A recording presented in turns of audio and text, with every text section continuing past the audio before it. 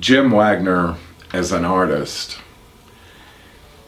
he's a true American treasure. He just takes what ideas he has and he puts them on the canvas, and it's just amazing. There's something about Jim's palette that makes me just joyful. And I won't say happy, because I don't know what happiness is, but because there's a lot of heartbreak in Jim's work too. I'm not a painter, but I felt if I were a painter, this is what I'd paint, you know. In other words, I felt that I had painted these pictures. I had made this furniture, you know. I felt that close to it. It was just,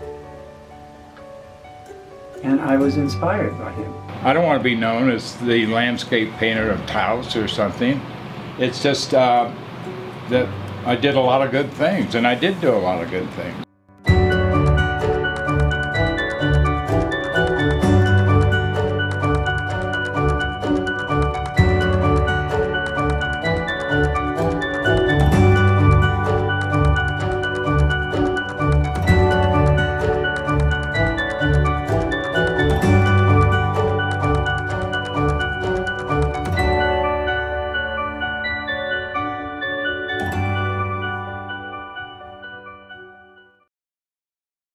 So I'm Peter Heller. I'm from Denver, Colorado, and I'm a novelist.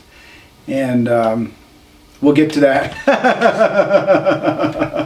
But I came to a little town called Paonia, Colorado, in the West Slope, in a little irrigated valley, orchards, peach orchards, cherries, apples, surrounded ranches, a few coal mines, surrounded by mountains. Desert mesas stepping out to the west towards Grand Junction. Beautiful, like almost like a little paradise in southwestern Colorado. And I moved there kicking and screaming. My girlfriend at the time got a job as a staff writer for the High Country News, which is based in this little town, Paonia, 1,500 people. And 9 miles down the road is a town called Hotchkiss. And I moved to this place. I'd never fly fished before, but I'd always wanted to try it. I was a little intimidated by it. It's supposed to be this great art, fly fishing. But the guy at the gas station that I met, Bobby Reed, he said, hell, man, a trout's brain is the size of a pea. You just throw it out there and have a good time. And he showed me how to cast. I started fishing. And I think it was in my first or second week, I met Jim Wagner in a coffee shop. And we got to talking, and I could tell he had paint-spattered clothes, and he had flies stuck in his cap, and I just started fishing, and he told me he was an artist. I told him I was a poet and a freelance magazine writer, and he said he loved to fish, and we decided to start fishing together. He was my close fishing buddy for 9 years. And I used to drive down the 9 miles to Hotchkiss, and I'd pick him up. And sometimes he'd be working on a painting. And I'd watch him paint. And I thought, this guy paints the way I write. Because sometimes I'd watch him just mix a palette, and he always used these plastic, like, no trespassing signs or for sale signs. And he'd flip them over, and he'd make his palette on the back of these signs. And oftentimes he'd use a expired credit card, of which he had many, just like me, as a putty knife. And he'd get to work. And oftentimes he'd approach the canvas and he'd have no idea what he was going to paint. And it's just the way I'd start my books. I'd start with the first line, I'd get the rhythm of the language, the music of it, and I'd follow the sound of the language into the story. And I'd watch Jim, and he'd paint the same way. He'd approach a canvas, no fear, just start moving. Before you know it, there'd be a background, there'd be clouds, there'd be a chicken, there'd be a fish, there'd be a man being swallowed by the fish. It was so loose and so beautiful and sort of lyrical, and I learned a lot watching Jim paint, and over the years, and he would always, the first thing he'd ask after he put down his palette knife would be, you hungry? And his kitchen was always a mess, just lived just like me. And from somewhere would come some roasted chilies, and somewhere a little cheese, and somewhere an egg. I'd hear an egg crack, and he'd whip up these like gourmet things. It was just the way he did his art. And he'd make these beautiful little meals for me right before we went fishing. And he knew I was a starving poet, right? I was always hungry. And then we'd go fishing, and he'd fish. Jim fishes just the way he paints, just the way he cooks, just with this sort of excited, passionate abandon. His cast is kind of really crazy looking, but he always caught fish. And I learned a lot. You know, he taught me how to fly fish, which was awesome, and such great company. Because not only is Jim a painter, but he's a storyteller. His life has been so rich, and I'm sure a lot of people have talked about different parts of his life, but the guy has 1,000,000 stories. And as a storyteller myself and a collector of stories, it was always a blast. You know, whether you're riding in the truck, whether you're by the riverbank, there was a constant flow of laughter, of stories. And I remember one day I went to pick him up, and there was a painting leaning against the wall, and it was a crazy pixelated looking woman like he paints sometimes, and she had a cane, and at her feet was this dog, and this dog had this blue human eye with long lashes, and he was kind of looking up at her, and he had a boner, and I made a comment about it that I liked the painting. Well, I had just written an article for Jim for a airline magazine, I think Southwest. It was a big feature on Jim, and he really appreciated it. So we went fishing. I went home, and a day later he showed up at my house with the painting as a gift. And the dog was gone. And I said, "Oh, Jim, great, I love this painting. What happened to the dog with the boner?" He said, "Oh, you like that?" I said, yeah. So he took it back, showed up a day later, there was the dog with the boner again. Now it hangs in my living room.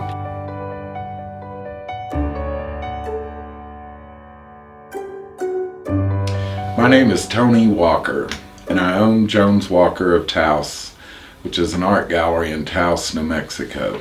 And I own it with my husband, Max Jones.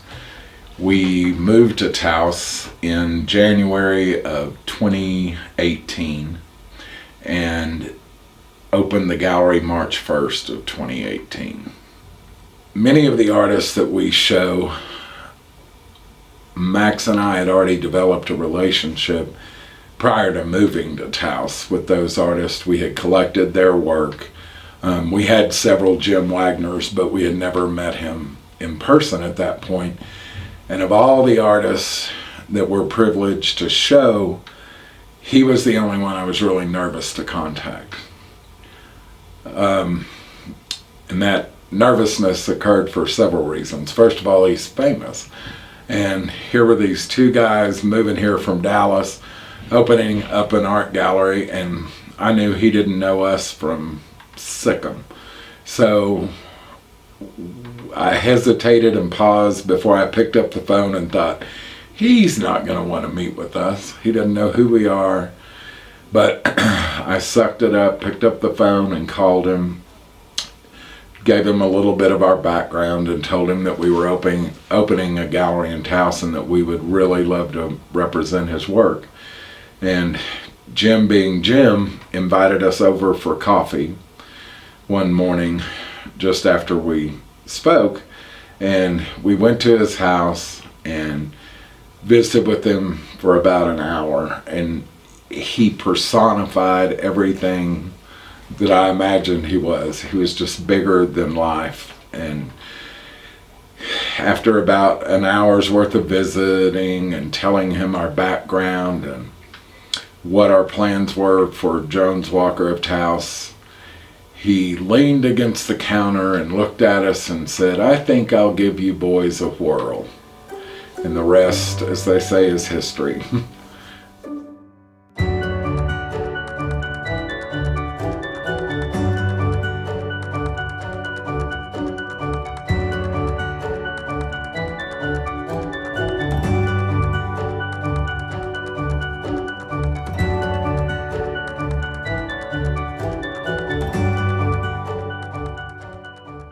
The draw to Taos would be Agnes Martin, a famous abstractionist that lived in Taos, and her lover was Mildred Kane, my sister's kindergarten teacher, who would go out to Taos in the summer and spend the summer with her and then come back, and she had little watercolors. She'd bring back with her, and so, and I'd always heard about Taos, so people live in mud huts, she said. She called it mud huts, and then about the Indians and everything.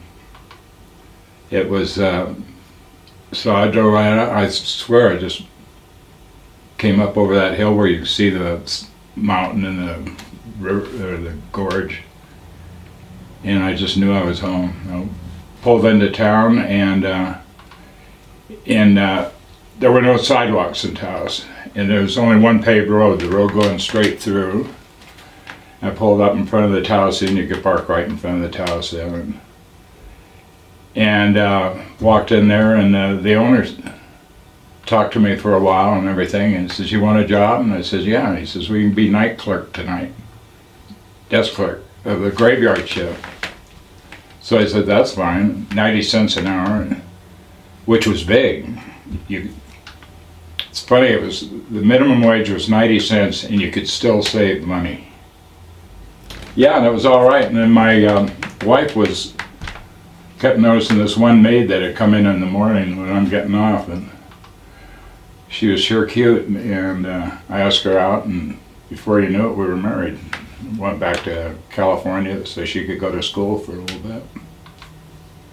And then also I wanted to go back to California because when I pulled in it, what I realized, there's some real painters, artists here, some real serious ones, and it just scared the shit out of me. And that's it. And so I went every night after dinner. I would paint till 12 o'clock at night, and then go to bed. And I never required much sleep, 5 or 6 hours all my life. And every night I paint till 12 o'clock. Then after a while we were ready, and we came back.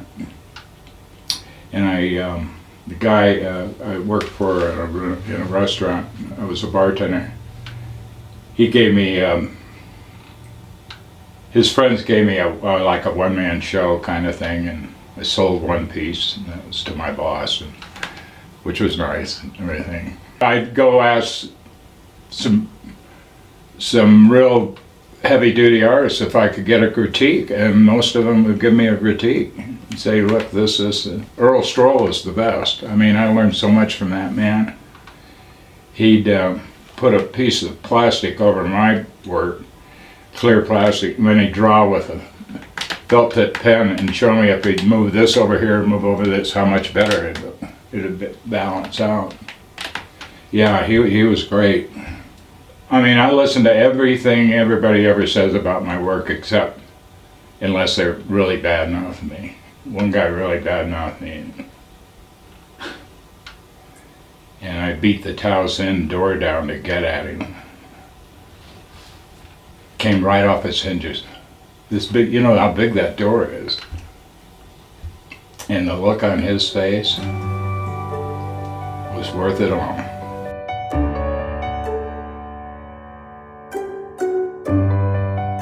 I opened a gallery in Malibu called Tops, and I met Jim. That was about 1983, and I met Jim. I didn't meet him. I saw his work first in 1985, roughly, at a wedding I went to at the San Geronimo, and there was this magical furniture all over the place. It just didn't. I'd never seen anything like it. It had a charm and a personality that was sublime. I identified with it immediately, and I said, "Who did this furniture?" And then, so we got back to LA, and I called a friend of mine in Taos here, Will Powers, another wonderful artist who's since passed on, and he told me, "Oh, that's Jim Wagner," and I've got his number, you know. So I called him, and we talked, and in no time, he was at the door out in Malibu. We were living in the Pacific Palisades at the time, not Malibu, Pacific Palisades, and with my second wife, and I've had 3, and wonderful children, 7 wonderful children.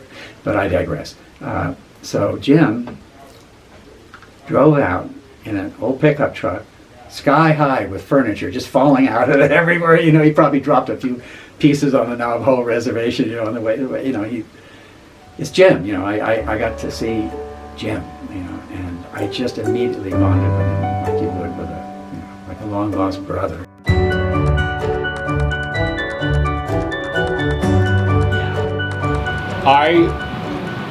I never took wood shop in high school because I was afraid of the saws and everything. But when I went to prison, they transferred me to this minimum security place that had a ceramics lab and a wood shop and everything. And so I volunteered for the wood shop because it was just something to do, you know. Otherwise you're just sitting in your bunk. And learned a lot of woodworking there. And then when I got out, I started doing some with just, you know, a cheap hand or table saw and cheap equipment and putting some stuff together. And then Tony joined in, and then also Tony Lopez, who was a lawyer that was tired of being a lawyer, wanted to be with us. And we were so we were making furniture over at my place, just out in the yard and everything, and selling that shit. So what we'd do is we'd make a piece, 2-door Tristero, and paint it up and everything, and we'd drive around town until we sold it, and then we'd go buy some dope and booze, you know, every day. But then that all broke up. Tony left, both Tonys and everything, and I hooked up with a couple other people that had woodworking tools, but God, if you got any paint on them, they'd freak out, you know. So I just got doing it myself, and I had a girlfriend, or a gal I lived with up in Blueberry Hill, and my dad helped me build a big shop onto her house, and so I made furniture up there, and made a lot of it and everything. It was Joe Caldwell. He was the head DA for Taos area, and he you doing it now? Yeah. And he after I got out of prison, he said he had this idea of doing things. If a kid got caught doing, you know, hurting somebody, you got to go to jail. But if you got caught with too many TVs in your trunk, you could go to community corrections and learn a trade. And they had woodworking, restaurant stuff, you know, and different trades that they could learn, and they wouldn't have to go to jail. And so Tony Martinez and I, who was an ex-con also, and I proposed the woodworking shop. So they hired and then we would show them how to do our furniture, because it was nobody else was doing it. It got listed in the New York Times as we were the grandfather of painted furniture for the Southwest. Well, it was the whole United States. I mean, nobody was doing it. And we were selling to big stores in back east and everything, in the Soho district and in California and everything. We were selling the furniture, and then people started catching on to it, and they started doing their own. But anyway, so that worked out for the community corrections. Then Mary, my significant other, she and her husband, she used to work for me, and she and her husband opened a store selling this furniture, and then she'd buy some of the furniture from the kids and some of the and then had her own furniture made, and then they'd paint it and everything, but they'd use our designs and everything, and it just took off like crazy and everything. And then I made a lot of money in those days, but a lot of it went up my nose, so we're not doing that anymore.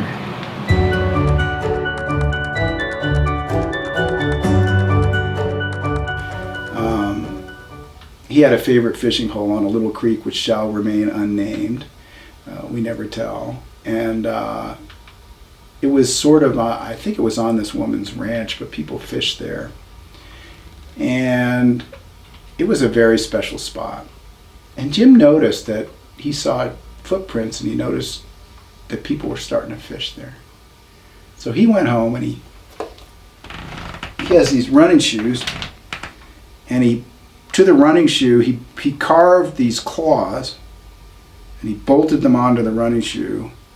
And then he carved these wooden pads, foot pads, and then he like glued hair all in between the toes and the foot pads. And then he put the shoes on, he stomped all over the mud around this hole. And these tracks were giant clawed tracks. And people came down to fish and they freaked. I mean, they weren't bear tracks. They didn't know what the hell they were. They called the game wardens and everything, and the game wardens came down and they were like, oh my God, we've never seen anything like this. But Jim had the place to himself after that.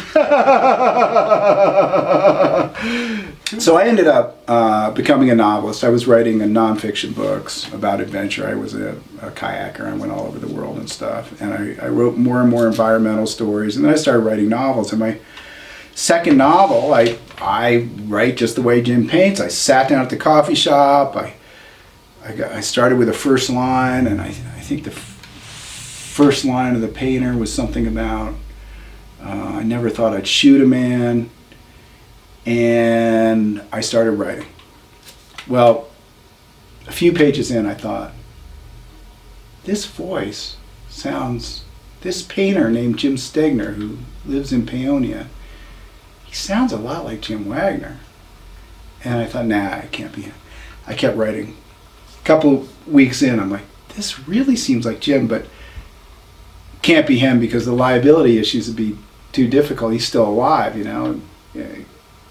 So I just decided it wasn't him. Well, I wrote for another week. It was him. I thought I have to call him. I called him up in Taos. I said, hey, Jim, I'm writing this novel, second novel. And, you know, the character, he's an expressionist from Taos, just like you. And he was kind of like, oh, great, you know. And he shot a guy in a bar for making a comment about his kid, just like you did. Kind of a silence. And he spent a year in Santa Fe State, just like you. Silence. And actually, kind of looks like you. Oh, you know, no. he's like broad shoulders, got a Still salt and silence? pepper beard. Yeah. He's got a cap tilted on his head, you know, paint spatter with some fishing flies stuck in it, just like you. And down at the river, they call him Hemingway, you know, just like you. And actually, the paintings he paintings are a lot like yours. I mean, actually the same palette. And in fact, one of the books, the paintings I just put in there, is a painting that you painted. That one with the fish, you know, swallowing all the houses. And there's kind of a silence. And then I hear, oh, that sounds great. Oh. I was like, You're in the He's clear. Like, yeah, just let me know, you know, how it goes. And I'm excited. So when I finished it, and it was so much my buddy Jim Wagner, it was so much his essence. I sent him the first copy that I got, and I get this phone call, and he's like, oh man, I love the book. I'm walking around the house wondering if I killed a guy. So then, you know, it was all right.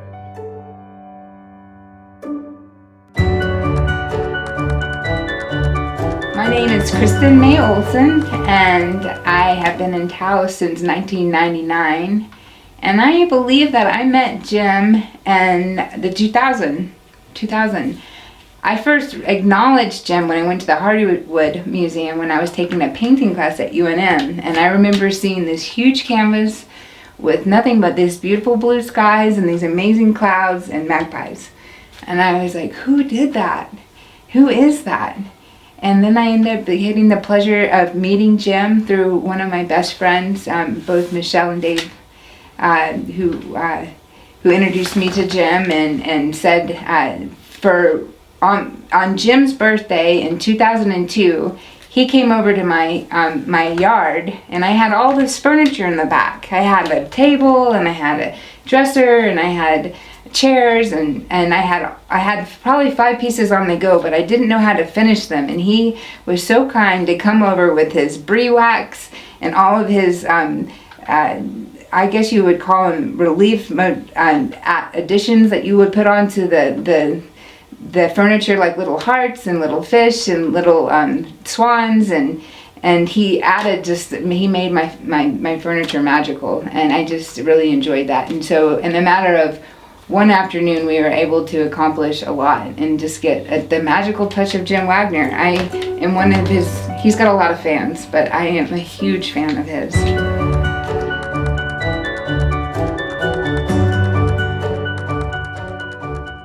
Yeah, I remember coming to visit, and we had the idea to do dinnerware with Jim's designs on dinner plates and salad bowls, coffee cups, all of that.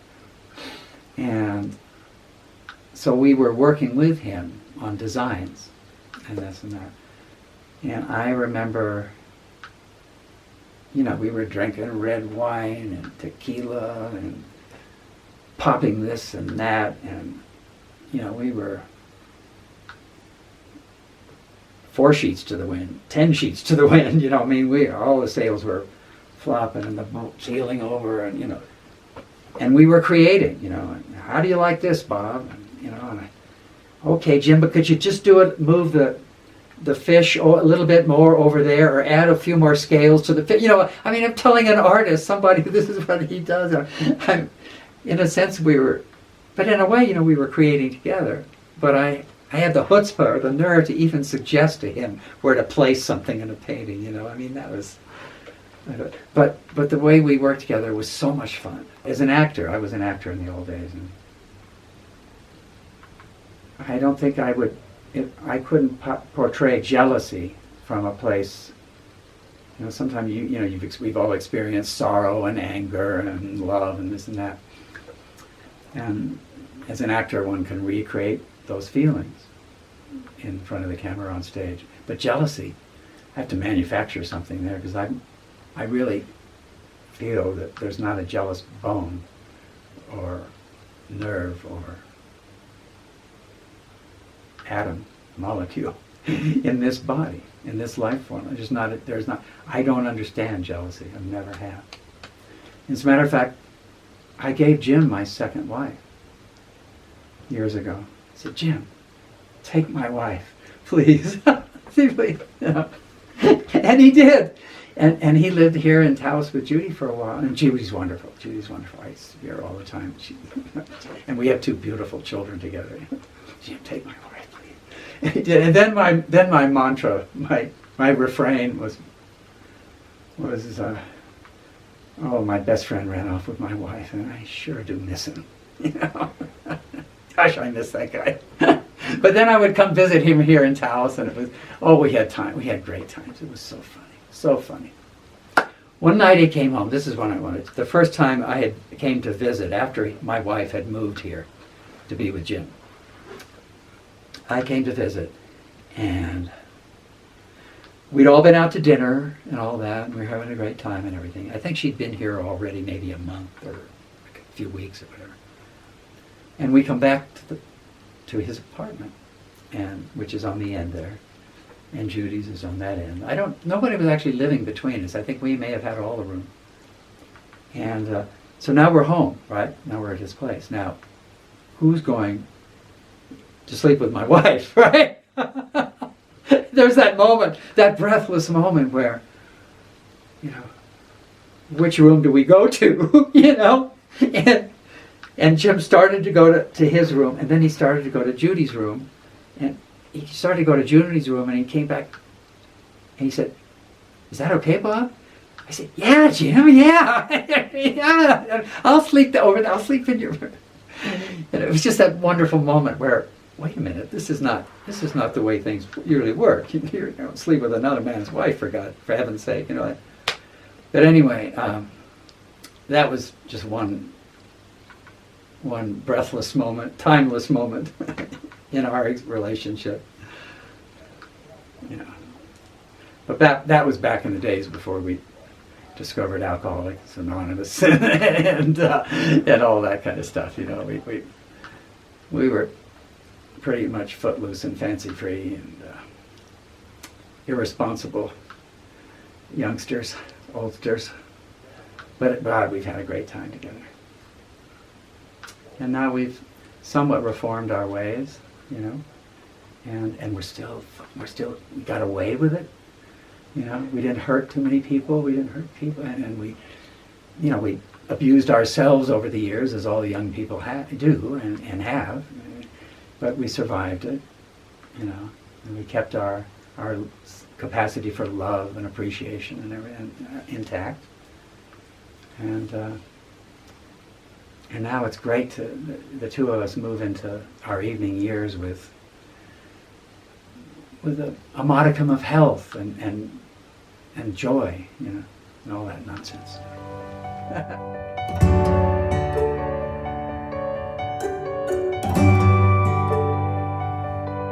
After I got sober, it was hard to get back into painting. I couldn't even mix a colored grain there for a while, it seemed like, and it took a while. And then, but then you can acquire all kinds of, you know, like pharmaceutical drugs and stuff and everything. But I think I've always depended on drugs a lot for my work. I think a lot of artists do, you know. Like alcohol, I could, you know, when I was drinking, I could really paint. Some of my best work was done was when I was all fucked up, you know. I got into peyote with a big, I don't know whether I should mention his name, but I shouldn't mention his name, but anyway, he was a big Sioux Indian, older guy that I got to know pretty well. And he would go down south and bring back 100-pound sacks of peyote, green peyote. And it was just picked, and then we'd sell it to these people from California. But in the meantime, I had a lot of I had a lot of peyote around the house, and then I learned how to. Usually they'll chew it up, get in a sweat lodge, throw up and everything, and then finally the high comes on. And I figured out if you boil it with lemon and boil it down and mix it with Tom and Jerry batter and take a Dramamine. The Dramamine's for seasickness, I think. Yeah, take it with a Dramamine, you never get sick and you just get high. And we do that a lot. I have no idea what drives me, but it's there. And it's not there like it used to be since my heart attack, but I get glimpses of it. And now after that heart attack, it's harder to do something. I have to really force myself because I don't have the strength, and a lot of the desire's gone. Was taken out of me because of that. But I just got back from the hospital and they say my heart's healing up pretty good. And so maybe I'll get more drive later on. But I gotta exercise all the time.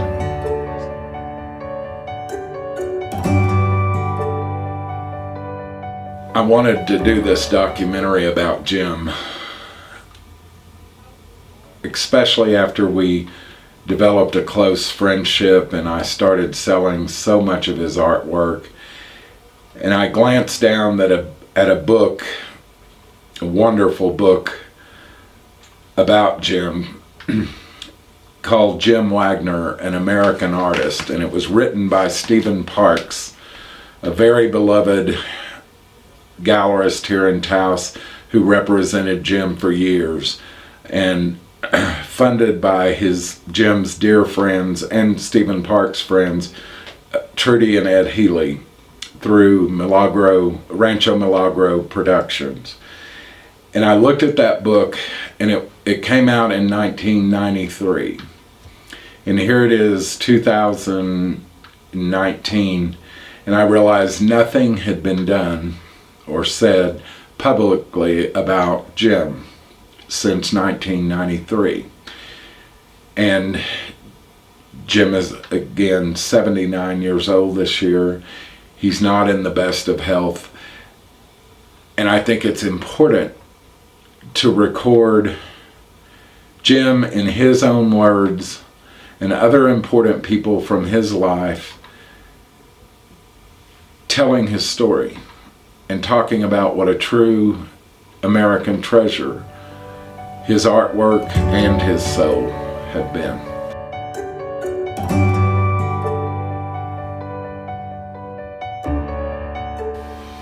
Well, as soon as, when you sort of make a decision that you bring someone into your life and they're going to become a very dear friend,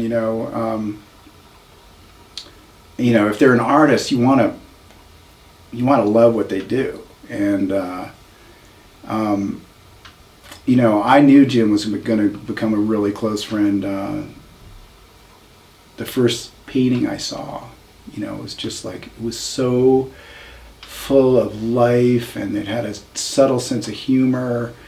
The colors were, there's something about Jim's palette that makes me just joyful.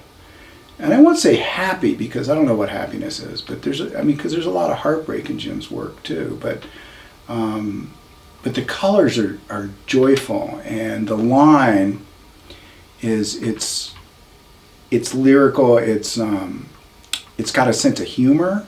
Like if you see Jim paint a chicken, you just can't help but laugh. It's just funny, and there's some sort of way of looking at the world that comes through, and a kind of a heart and a joy and a bravery that comes through in the looseness of the line. There's a connection to nature that I really, really appreciate as someone, who, for me, being connected to nature is where I sort of find the godliness in my life, and I feel that in Jim's work. I feel like there's a special je ne sais quoi that's in all great art, and I feel like it's in Jim's. It's this ability to sort of take life in its full complexity, embrace it, play with it, love it, render it.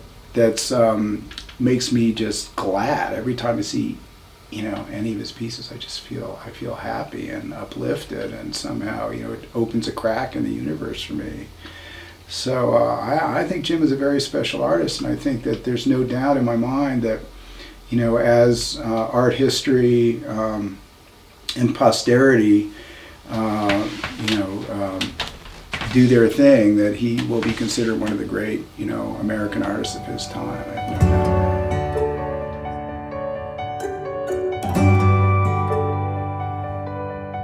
I can say that there has been a lot of lucky people that have been able to work with Jim, and I know that anybody who's ever worked with him has just said how amazing he is and how much fun he is to work with. And I have to say that if you literally turn your head anywhere here in Taos, and I'm not exaggerating, you're gonna see Jim Wagner somewhere. So where I work, when I open up a book, it's just like Jim Wagner is literally put his fingerprint here in Taos, New Mexico forever. And I would just say I love and I adore Jim in every way, everything that he's about.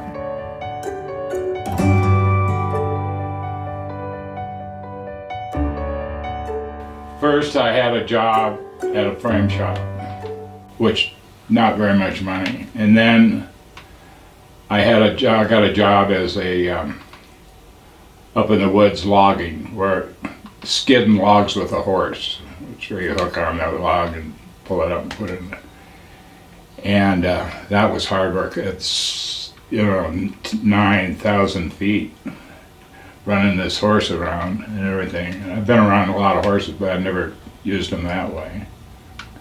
I finally picked that up. But it was a crew out of Arkansas that was logging. The crews would come in and they'd go out, cut the logs, bring them in, and then the company would buy them from them, or pay them for them. And they were fucking me with by putting their brand on my logs and everything. And so I'd worked like 8 days straight, like 10 hours. and I got a check for $36. And I thought, Jesus Christ. So first thing I wanted to do is I thought, oh, I could just come back tonight and I'll burn that fucker's trailer down, you know. But I didn't do it because they had dogs and everything. It was impossible. And there was like 3 brothers and the dad and some other guy. So that was out of the question. And so I let that go. But then so I've got a wife and a child, and I've got a $36 check, and it's going to cover some things, but not enough. So I carved out of a small piece of wood. I carved a carving of like a peach branch with peaches hanging or whatever. And I looked around, and it was Dorothy Brett, who was from England, you know, and one of his girls, I guess, and showed it to her, and she just really liked it, and she gave me $15. Well, that was like, today I'd be like getting 500 almost. No, it would be like getting 200 or something. That $15, so that was good. And then I thought, well, I got it. A lot of my friends were bartenders, and they were telling me how much money they make on tips. So I went into La Fonda in the back. They had a flamenco dance, and then they served dinners and everything, and had music. And I said, I'll work for free if you just teach me how to bartend. Well, he said, I'll give you some money. And I learned how to bartend.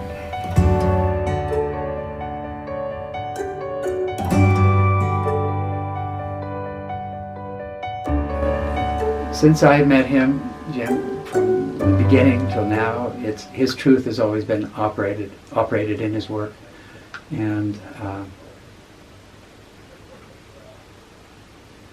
I feel it's gotten richer, his work, but his truth, the basic truth of it, is always there. Especially in the really in all of them, but in some especially successful one, and you recognize it when you see, oh, that's. But that was, from the first time I met him, that was there. That hasn't changed. The genius in his work. To me, it's genius, but it's not genius. It's genius, but it's beyond genius. It's a quality of life in his work. You know, a quality of color and line and form, and the way it's put together, the choices he makes, when he quits, when he decides to quit, you know. I mean, that's what it takes, I think, to me, is knowing when to not add another layer of anything to the conversation or to the artwork. See, I go off I'm all over the map with my stuff. You know.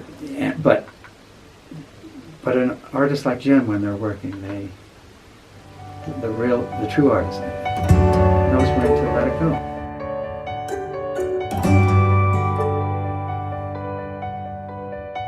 Jim Wagner, as an artist, he's a true American treasure. He embodies what it means to be a real, free-spirited, from the soul artist in America from the 60s until now. And that covers a lot of things that happen in this country, in this world, and in his personal life. And I believe he has embodied that through his artwork. And as I said earlier, Jim has a definite and distinct style. And anytime you see a Wagner, whether you're in Paris or London, Santa Fe, Chicago, New York, you know immediately it's a Wagner, and it makes you smile.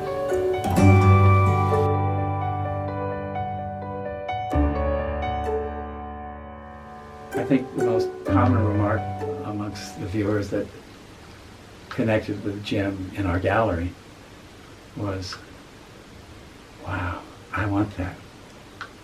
Oh, that's amazing. That's wonderful. That would look so great. And you know, that people just connected with it right away. They bought his furniture, lots of it, and they bought all of his paintings. They all sold.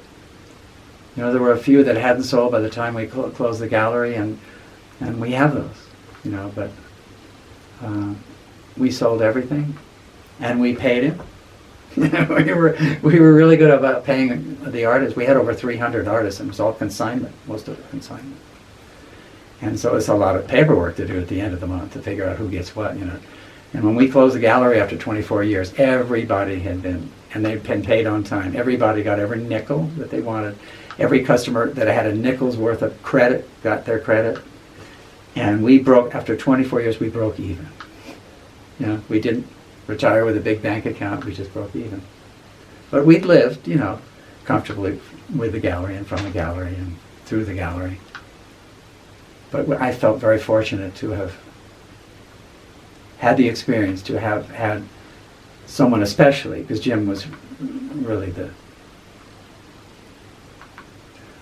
I think of him as really if I could have had nobody else in the gallery, it would be Jim.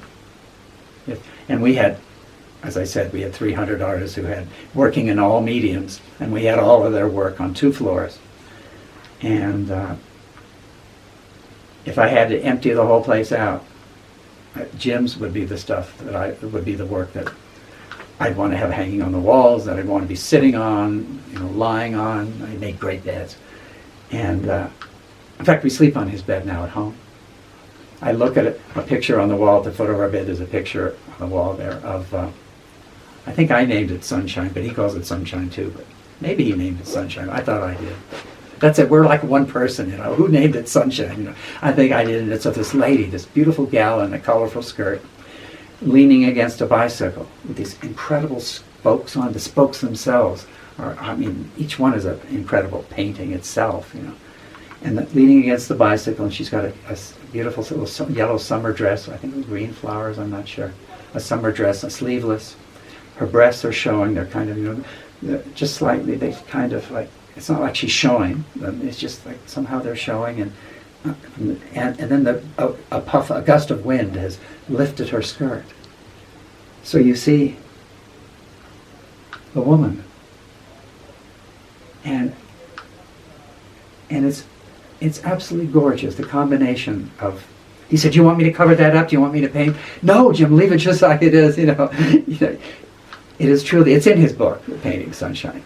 But it doesn't, I think there's a small picture of it, so it doesn't do it justice because it's a large painting. And when you have sunshine on your wall, you've got some sunshine there. You've got. I'll tell you, I gotta be honest, up till now, I don't get these lines. I mean, I know I could do them. Right. And I just don't get that. So, I try to get it. But people say, oh no, you gotta stay there and look. Pretty soon it'll come around. And, come on, man. Art's so much bullshit anyway. I mean, think about it.